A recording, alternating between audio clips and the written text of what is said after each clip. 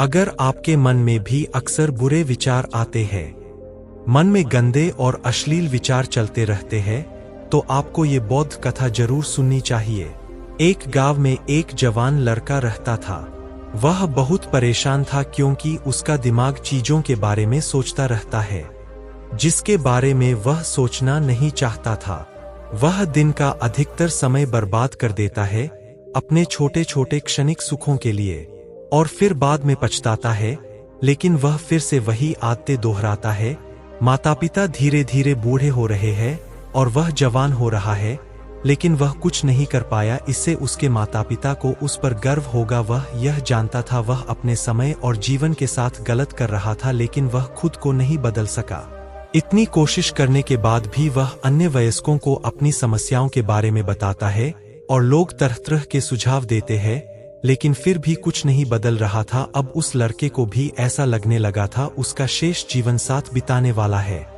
ऐसा मानसिक बोझ और बुरी आदतें अब वह बहुत दुखी और परेशान रहने लगा। एक दिन उसी के ख्यालों में खोया हुआ वह अपने गांव में तालाब के किनारे बैठा हुआ था। तभी उसका एक दोस्त पीछे से दौड़ता हुआ आया और बड़े उत्साह के साथ उसके कंधे पर हाथ रख कर कहा, मित्र, मुझे आपकी सभी समस्याओं का समाधान मिल गया। यह बात अपने दोस्त की तरफ से सुनकर लड़का बहुत खुश हुआ और उसने पूछा, आप मेरी समस्याओं का क्या समाधान निकालेंगे? लड़के के दोस्त ने कहा, ध्यान, आपकी सभी समस्याओं का समाधान है।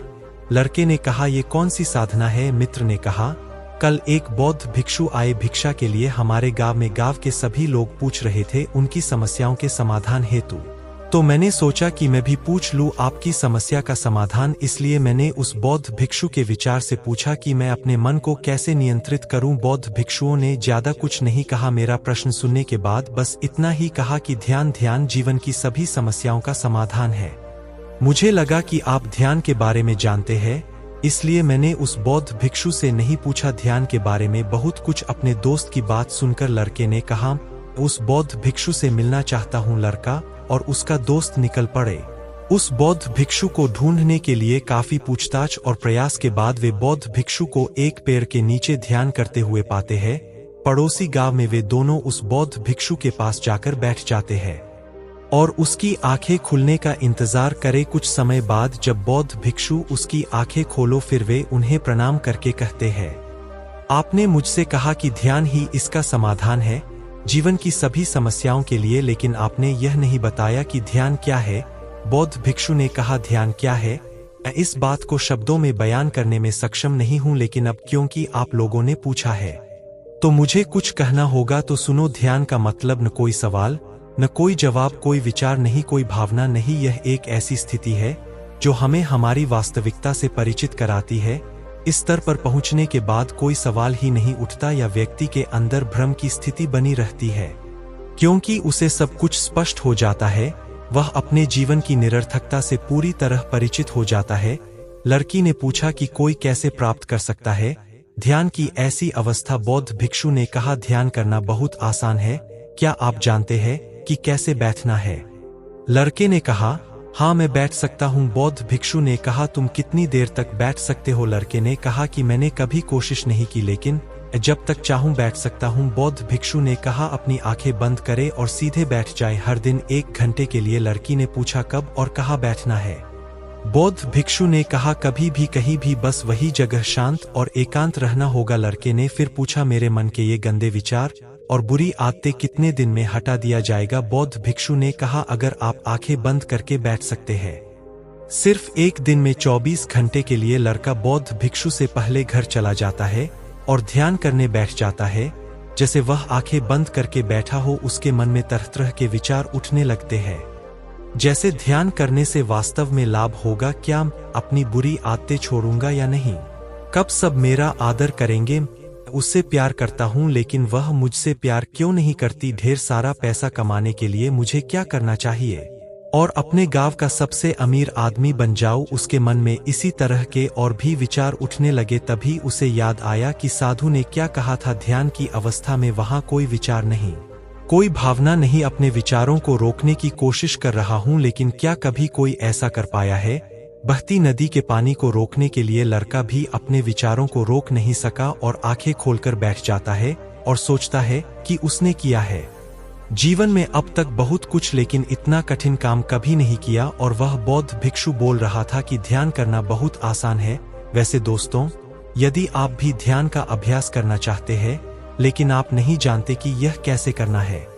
लड़का फिर से अपना घर छोड़ देता है बौद्ध भिक्षु से मिलने के लिए और उसके पास आकर कहता है, आपने कहा कि ध्यान करना बहुत आसान है, लेकिन यह मुझे दुनिया की सबसे कठिन चीज लगती है। मेरे बहुत प्रयास करने के बाद भी विचार मेरे दिमाग में चलना बंद नहीं कर रहे हैं। बौद्ध भिक्षु ने कहा, लेकिन तुमसे किसने कहा कि अपने विचारों को रोको? लड़के ने कहा, तो फिर निर्विचार अवस्था कैसे निर्मित होगी? आपने कहा कि कोई विचार नहीं है, ध्यान में कोई प्रश्न नहीं। बौद्ध भिक्षु ने कहा, कई विचार पैदा होते हैं और मर जाते हैं हर समय हमारे दिमाग में, लेकिन हमारा दिमाग उन विचारों में से एक विचार को पकड़ लेता है और फिर संबंधित विचारों के बारे में सोचता रहता है। इस प्रकार हमारा मन विचारों में उलझा रहता है और हम भूल जाते हैं कि हम क्या कर रहे थे। जब आप ध्यान करने बैठते हैं तो मन में भी कई विचार उठेंगे और गायब हो जाएंगे। आपको कोई विचार चुनने की जरूरत नहीं है, बस उन्हें देखने के लिए आपके मन में विचार उठेंगे और गायब हो जाएंगे। धीरे धीरे समय के साथ वृद्धि की दर, इन विचारों में कमी आएगी। मुंह से ये सब बातें सुनने के बाद बौद्ध भिक्षु के बाद लड़का अपने घर लौट आता है और फिर से ध्यान करने बैठ जाता है। इस बार लड़का अपने मन में अपने विचार देखता है। जैसा कि बौद्ध भिक्षु ने बताया था, वह थोड़ी देर के लिए विचारों को देखने में सक्षम है, लेकिन फिर उसके मन में ऐसे विचार उठते हैं जिसके बारे में वह सोचना बंद नहीं कर सकता और वह गहरे विचारों में खो जाता है। थोड़ी देर बाद उसे याद आया कि वह ध्यान कर रहा था। वह विचारों को फिर से देखने की कोशिश करता है, लेकिन इस बार उसका दिमाग एक और चाल चलता है।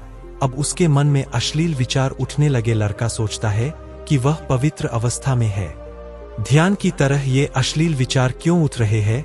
वह अश्लीलता को रोकने की भरपूर कोशिश करते हैं और उसके मन में गंदे विचार उठते रहते हैं, लेकिन वह उन्हें रोक नहीं सकता। ऐसे ही विचार उसके मन में उठते रहते थे। जब लड़का बहुत देर तक कोशिश करने के बाद परेशान हो जाता है तो वह ध्यान से उठ जाता है और सीधे उस बौद्ध भिक्षु के पास जाता है और कहता है, जब भी मैं अपनी आंखें बंद करता हूं और ध्यान करने बैठो तो मेरे मन में सिर्फ अश्लील और गंदे ख्याल ही आते हैं। बौद्ध भिक्षु ने कहा कि कोई भी विचार अच्छा या बुरा नहीं होता, इसलिए जबरदस्ती दबाने की कोशिश न करे। कोई भी विचार इसे बुरा मानता है क्योंकि हमारा विरोध विचारों से है, केवल उन्हें और अधिक शक्तिशाली बनाता है। इसलिए किसी भी विचार को दबाने का प्रयास न करे, क्योंकि इस मन का स्वभाव ही ऐसा है। वही चीज जिसके बारे में हम उसे सोचने से रोकते हैं, वही चीज जिसके बारे में वह सबसे अधिक सोचता है। इसलिए अपने विचारों को रोकने का आपका प्रयास व्यर्थ है। और जिन विचारों को आप गंदे और अश्लील विचार कहते हैं, वह विचार भी आपके जीवन का एक हिस्सा है। ये विचार उठना भी जरूरी है। मानव जीवन को आगे बढ़ाने के लिए एक बात हमेशा याद रखें कि आप जीवन में जो कुछ भी अस्वीकार करते हैं, हमारा दिमाग सबसे ज्यादा दिलचस्पी लेने लगता है एक ही चीज में। इसलिए जीवन के किसी भी सत्य को नजरअंदाज करने का प्रयास न करे, तभी सब कुछ स्वीकार करो, तुम उनसे मुक्त हो जाओगे। इसका मतलब यह नहीं है कि आपको जुनूनी होना चाहिए हर समय सेक्स के विचार के साथ। आपको उस सेक्स को समझना होगा हमारे जीवन का केवल एक छोटा सा हिस्सा है, पूर्ण जीवन नहीं। इसलिए जीवन के इस पहलू को भी स्वीकार करें और आगे बढ़े, क्योंकि इस जीवन में सीखने के लिए बहुत कुछ है। लड़के ने कहा, लेकिन हमारा दिमाग हमारे साथ चालाकी क्यों करता है? क्या हमारा मन हमारा दुश्मन है? साधु ने कहा, नहीं, हमारा दिमाग हमारा दुश्मन नहीं है। यह केवल चीजों का अनुभव करना चाहता है जो आराम और खुशी लाता है। तो जब हम ऐसा कुछ करते हैं जिसमें मन नहीं पाता शुरुआत में आनंद, तो हमारा मन उस कार्य का विरोध करता है। साधु ने आगे कहा, अगर आप बुरे विचारों को खत्म करना चाहते हैं आपके मन से, तो फिर बदलिए अपनी आदतें, तो आप ही बदल सकते हैं। जब आपका मन आपके वश में हो, और आपका मन आपके वश में आ जाएगा केवल तभी जब आप स्वयं को जानते हैं, जब आप खुद को महसूस करते हैं, जब आप ध्यान महसूस करते हैं। यह कहकर बौद्ध भिक्षु उठ खड़े हुए और हल्की सी मुस्कान के साथ लड़के के सिर पर हाथ रखा। इसके बाद उन्होंने अपना भिक्षा पात्र उठाया और वहां से चला गया। लड़का बौद्ध भिक्षु को जाते हुए देखता रहा, लेकिन अब वह बहुत खुश था क्योंकि उसे अपनी समस्याओं का समाधान मिल गया था। ध्यान के रूप में वह समझ गया कि उसे बैठना होगा प्रतिदिन ध्यान के लिए और उसे अपने विचारों को आते जाते देखना होगा।